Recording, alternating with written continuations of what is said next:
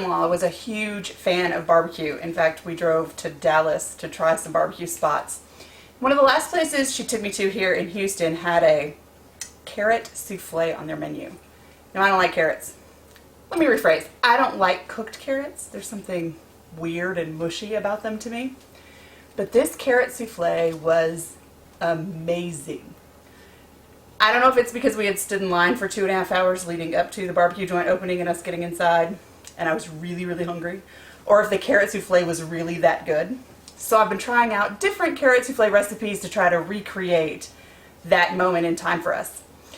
This is what I have come up with. So I have 2 pounds of carrots. I have already peeled and cut most of them. I'm going to show you how I peel and cut the last one.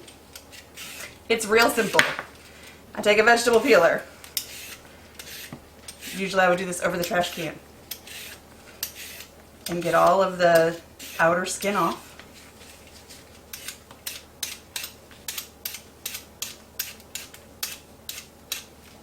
See? Peeled.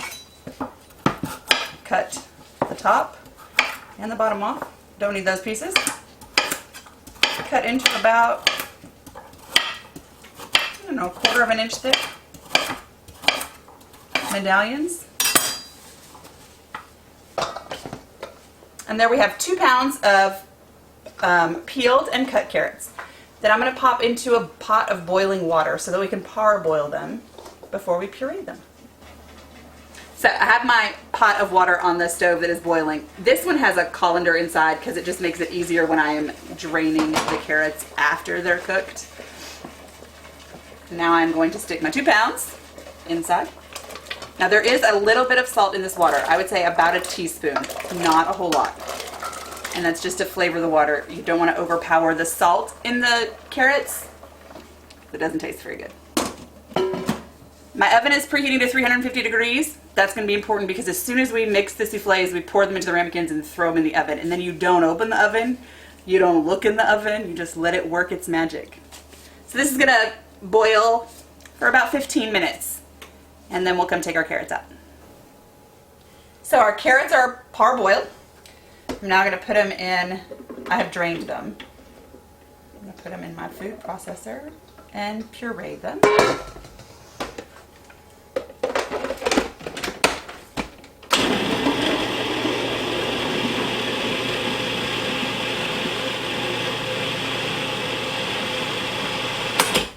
Then I'm going to add a cup of melted butter. This is going to help that puree along because there's still some chunks in there.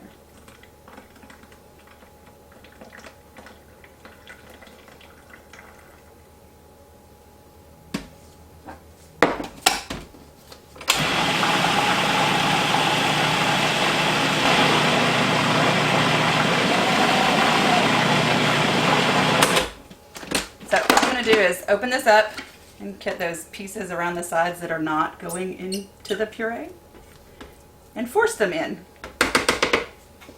And then we'll add the rest of our ingredients.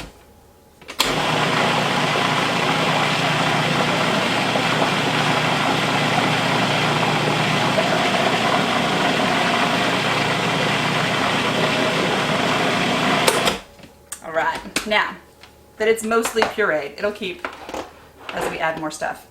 I'm going to add 6 tablespoons of all-purpose flour, 3 tablespoons of white sugar, a tablespoon of vanilla, 2 teaspoons of cinnamon,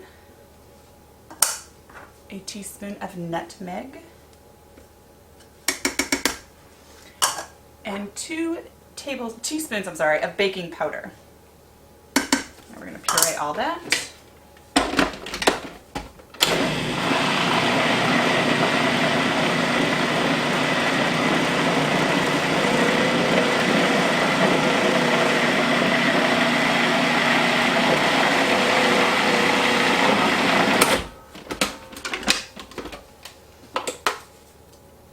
Move some stuff around. My food processor is not doing what it normally does.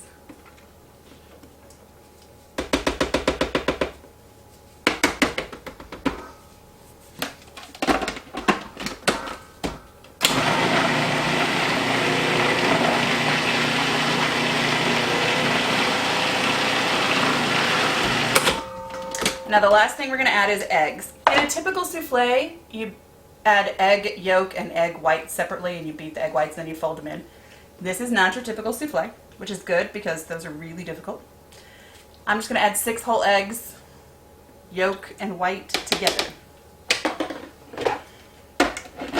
And the reason that I add them last is to give the rest of it a little chance to cool down so that we don't have scrambled eggs.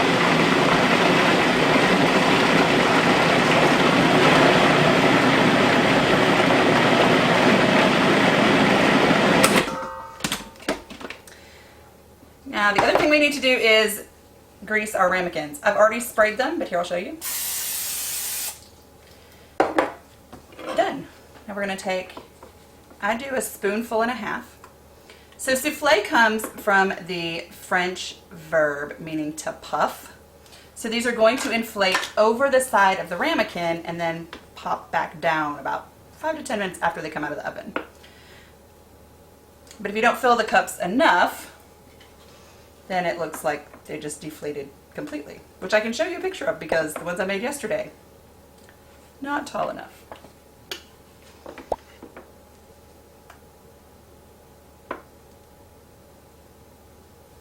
And we're just going to fill, I think I can make 15. I'm going to try anyway. And then we're going to pop these in the oven as soon as we're done.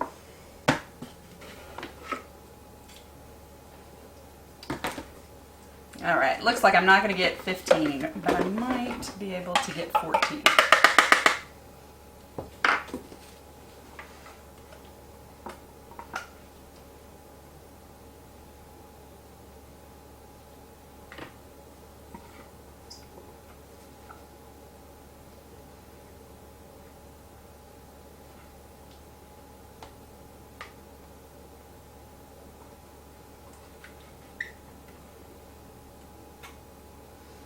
All right, we're going to pop these in the oven.